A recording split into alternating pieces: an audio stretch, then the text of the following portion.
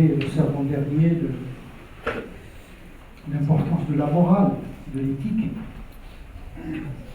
Nous avons souligné que tout repose sur la morale, c'est-à-dire le bon comportement. Le comportement de l'esprit, du cœur et du corps.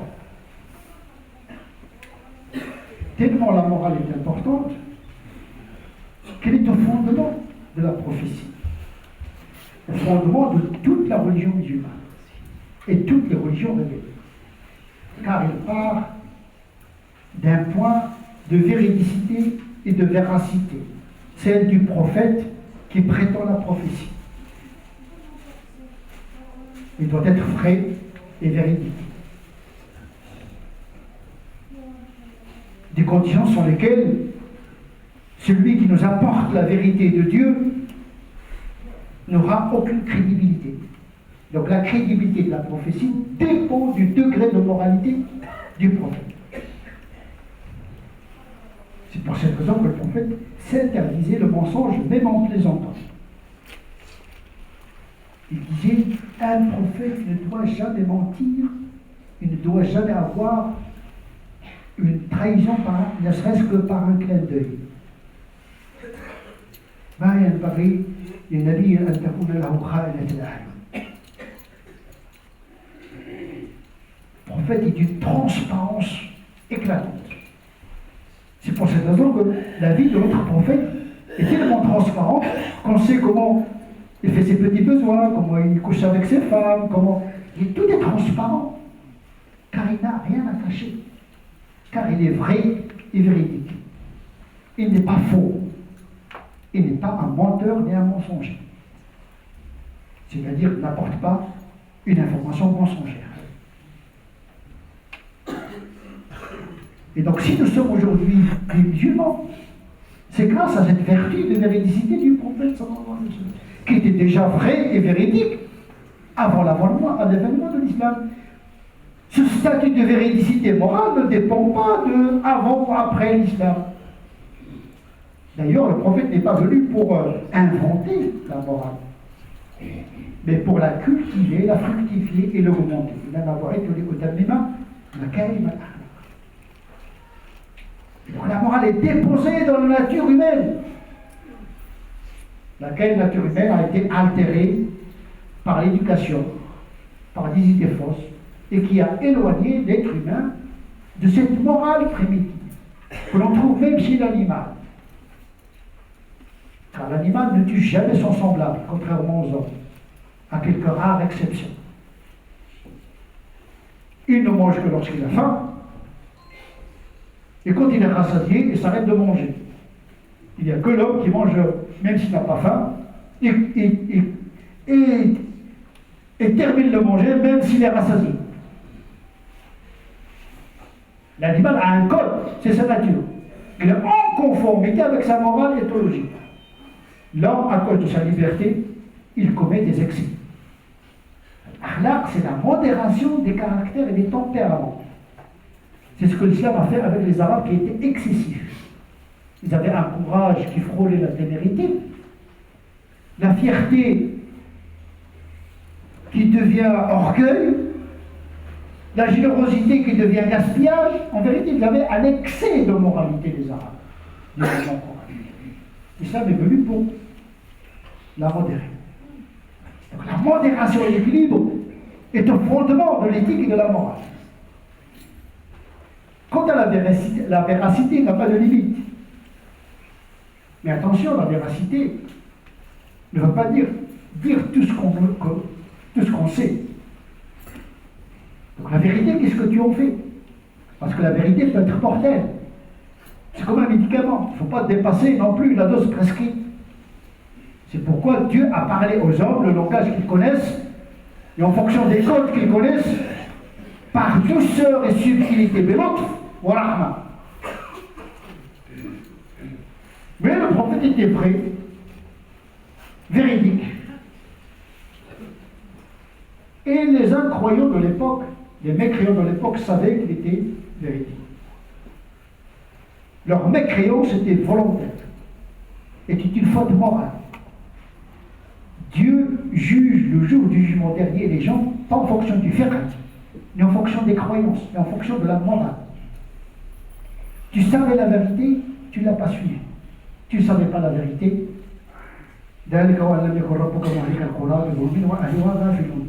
Dieu n'a pas à châtier une cité alors que son peuple, les gens, sont ignorants. Sinon ce serait un châtiment injuste.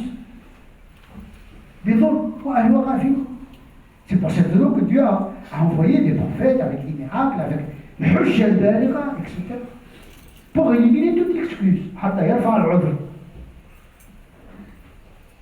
Mais une fois que la personne a reconnu la vérité en tant que telle et a refusé par orgueil de s'y conformer, là on est dans la faute morale, qui tombe sous la colère de Dieu et sous le coup de la loi. La loi morale, bien sûr, avec des conséquences, bien sûr, eschatologiques, dans le delà. Et donc la prophétie est basée sur la vertu, et le coffre qui est condamné dans le Coran, ses fondements trouvent leurs racines dans l'orgueil, qui est une attitude immorale. Donc le Coran ne sanctionne pas la croyance en tant que telle, parce qu'on peut se tromper de croyance. On peut se tromper de croyance. Mais on n'a pas le droit de se tromper moralement, c'est-à-dire refuser une vérité après avoir découvert la vérité. Le prophète sallallahu alayhi wa sallam a dit, l'orgueil, c'est de mépriser la vérité et sous-estimer les hommes. Mépriser la vérité, mépriser les hommes. C'est ça qui brille l'orgueil. C'est la faute par excellence. C'est elle qui a empêché Iblis d'accéder au repentir. Même le repentir, il a refusé de repentir. C'est l'orgueil qui l'a empêché. C'est une faute morale. Et pire que l'orgueil, c'est l'autosatisfaction qui est la racine de l'orgueil. Le ujb, c'est presque le narcissisme, la contemplation de soi. L'orgueil, c'est par rapport à quelqu'un. L'autosatisfaisant, c'est lui qui satisfait de lui-même, même si vous le mettez en Mars, sur la planète Mars, même s'il n'y a personne.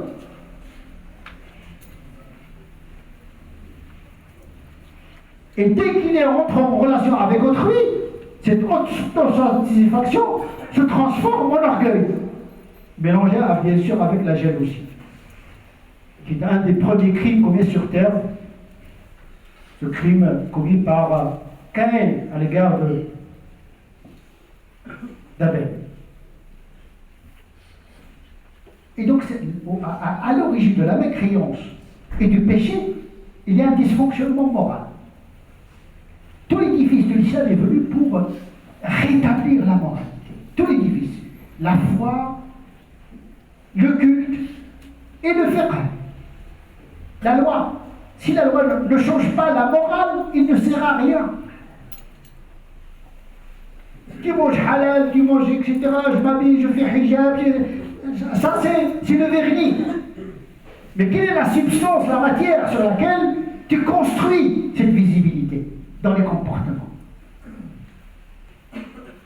Donc une croyance coupée de la morale, un culte coupé de la morale, un fiqh, une loi coupée de la morale, ne sert à rien du tout, il n'est pas productif.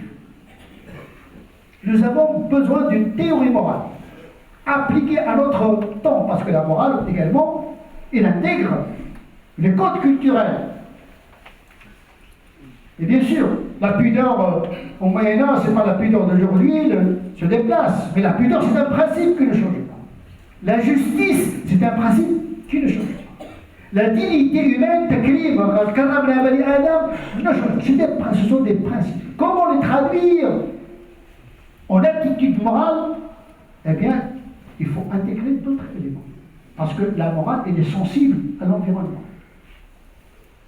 Et donc, au fondement de la foi, c'est la confiance. On dit fédéi, foi, fédéi, fidèle, c'est celui qui a confiance. Mais cette confiance, c'est après avoir réfléchi, après avoir acquis la vérité, se construit la confiance. Ce n'est pas une confiance aveugle. D'ailleurs, le Coran critique les païens qui disaient on va pas te suivre. Il parlait au prophète sallallahu alayhi wa sallam, on ne va pas te suivre parce que nous avons hérité une religion. Il ne faut pas que les musulmans tombent dans la même erreur. Ah, nous sommes musulmans, nous avons hérité comme ça. Non, mais vous êtes dans la vérité, mais il faut chercher la vérité dans la vérité. Sinon, vous êtes dans le suivisme. Quel mérite avez-vous par rapport à ceux qui ne sont pas des musulmans? Il y a des gens qui disent voilà, je suis né musulman, je suis un privilégié, je suis un privilégié. Dieu m'a choisi comme ça pour être musulman, donc je serai au paradis. Donc c'est une question de l'auto. Toi, tu es né musulman, tu iras au paradis, l'autre là, il n'a pas la chance, il est bouddhiste. Allez en enfer, Jahannam. Ce Dieu-là, il faut le reviser dans nos esprits.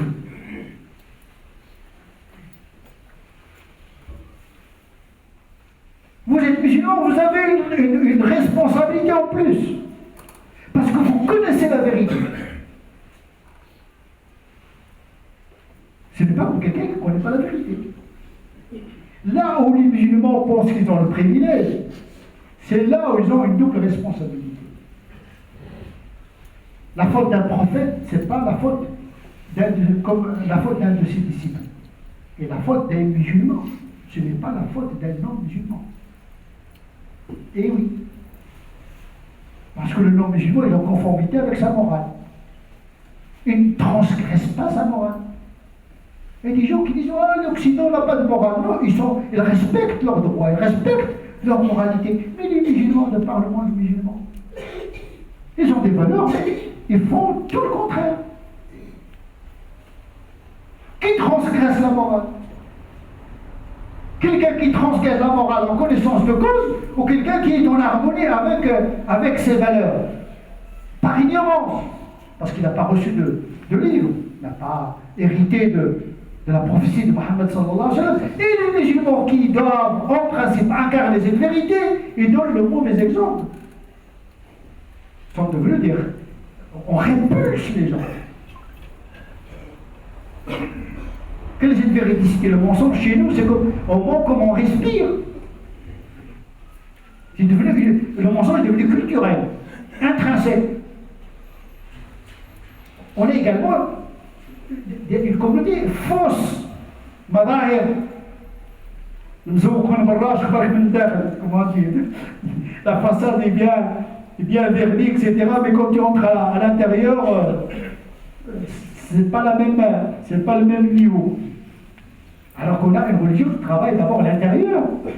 L'extérieur n'est qu'une conséquence spontanée de cette bonté intérieure qui est bien travaillée. Donc tout tourne autour de la morale. La morale, c'est pas halal, haram, chanter le halal, haram, mais on s'y conforme jamais. Ah, notre religion est très dure, mais on ne fait rien. Mais non, notre religion n'est pas dure, justement. Oui, il faut un effort, jihad nafs. Pour être droit, pour être juste, là, il faut faire le jihad sans modération. Tu sais le mal, évite-le. Essaie de l'éviter. Ne cherche pas des fictions canoniques pour éviter le combat avec le mal qui t'habite. Il ne faut pas croire que la réponse du savant à ta question règle ton problème. Tu dois te prendre en charge. Tu connais ta situation, tu connais tes motivations, tu connais la nécessité, tu connais ton contexte. Ne la mets pas sur le dos du savant. Tu dois assumer ta responsabilité. Tu peux te tromper, mais tant que tu as une bonne intention, vas-y.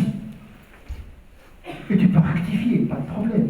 Les savants ont fait ça. Ils ont changé leur avis 3 fois, 4 fois pour une seule question. Il est arrivé à un savant, l'oncle de Ibn Taymiyyah, on lui posa une question, il a répondu par 70 réponses différentes.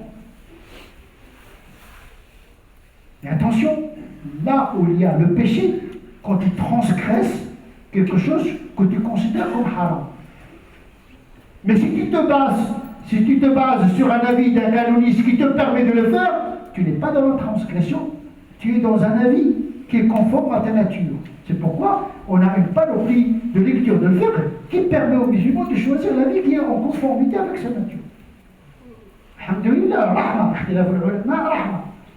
Divergence d'avis permet aux musulmans de choisir la vie qui est en fonction de sa situation, parce que les situations ne sont pas les mêmes. Peut-être, à l'âge de 20 ans, tu vas prendre un avis, et quand tu auras la retraite, tu vas prendre une autre doctrine en fonction de sa situation. Tu n'as pas de contrainte de travail, tu as tout le temps, tu as le temps, tu peux faire la prière à l'heure, etc. Tu as plus de temps, le temps est dilaté, il y a même l'ennui. À un moment donné, quand on est dans la retraite, on ne s'occupe pas de faire le bien. Donc là, on a plus le temps pour pratiquer certaines choses. Donc, c'est une morale intelligente, ce n'est pas bête. Il demande une forme d'intelligence de la réalité. La nécessité, quand tu es dans la nécessité, le besoin, ce qui est haram devient permis, tu n'es pas dans la transgression. Quand tu prends un avis, une dérogation, tu n'es pas dans la transgression. Alhamdulillah, que cette moralité est accessible par Yuridullahu bikumul yusr. Oui, l'islam prend le changement moral, mais pas à n'importe quel prix. Il ne faut pas pousser le faible à sortir de la foi carrément à cause de la multiplication des intérêts. La morale n'est pas forcément proportionnelle au nombre d'interdits. Elle est proportionnelle au nombre de devoirs. Par contre, tu dois faire ça, tu dois faire ça. L'interdit vient après. Il faut s'occuper à faire le bien. Occuper l'esprit, occuper le temps. Si tu ne peux pas faire le bien, va faire le sport, mais ne reste pas sans rien faire. Parce que quand tu restes dans le lit, occupe-toi. Le sport, fais quelque chose. Tu n'arrives pas à faire la prière, à multiplier le nawafil, à apprendre le Coran par cœur, etc.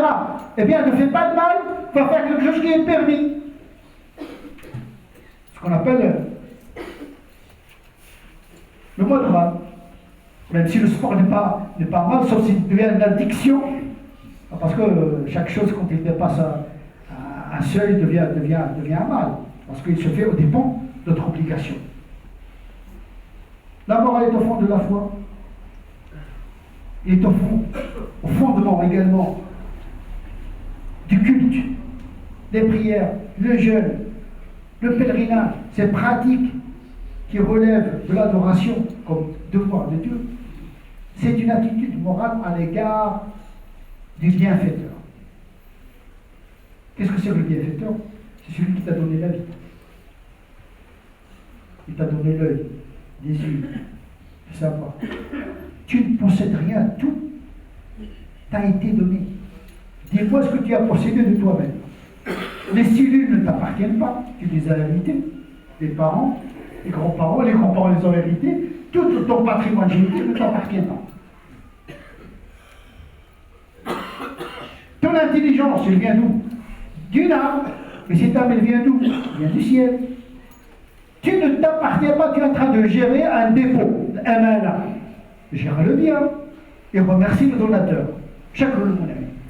Salat, siyam, toutes les pratiques, c'est une reconnaissance de Dieu. C'est pour cette raison qu'à chaque prière, tu commences la prière par Alhamdulillah. Louange à Dieu. Merci. C'est ça l'iman. C'est reconnaître. Le coffre, c'est la gratitude. Refuser de reconnaître les bienfaits de Dieu. C'est une forme de coffre. Le zakat, bien sûr, comme pratique des 5 piliers, est la morale par excellence. Une foi sans partage est une foi inerte. La zakat, c'est donner de ce que tu ne possèdes pas. C'est-à-dire 2,5%, si tu laisses dans ta poche, c'est haram, ne t'appartient pas. L'argent des zakat, tu dois le sortir, ne t'appartient pas. C'est un droit du pauvre. Sadaqa, oui, c'est un argent qui t'appartient. Si tu veux le donner, tu le donnes. Si tu ne veux pas le donner, tu ne le donnes pas. Ce n'est pas une obligation. Mais plus ta morale de générosité augmente, plus les formes de sadaqa que tu distribues sont multiples. Si tu n'as pas d'argent, tu distribues des sourires, tu aides à traverser la rue, tu donnes un conseil, tu écartes du chemin un obstacle, qui empêche la circulation. Tout ce que tu fais pour autrui est une forme de sédaqa. Ça ne coûte pas très cher, ça coûte le souci de l'autre. نسأل الله عز وجل أن يجعلنا الذين يسلكون الحسنى ويك الذين هداهم الله. هم أولو الألباب. اللهم اهدنا فيمن هديت وعافنا فيمن عافيت وتولنا فيمن توليت وبارك لنا فيما أعطيت وقنا واصرف عنا شر ما قضيت فإنك تقضي ولا يقضى عليك وإنه لا يذل من واليت ولا يعز من عاديت تباركت ربنا وتعاليت. اللهم صل على سيدنا محمد وعلى آل سيدنا محمد كما صليت على سيدنا إبراهيم وعلى آل سيدنا إبراهيم وبارك على سيدنا محمد وعلى آل سيدنا محمد كما باركت على سيدنا إبراهيم وعلى آل سيدنا إبراهيم في العالمين إنك حميد مجيد. سبحان ربك رب العزة عما يصفون وسلام على المرسلين والحمد لله رب العالمين.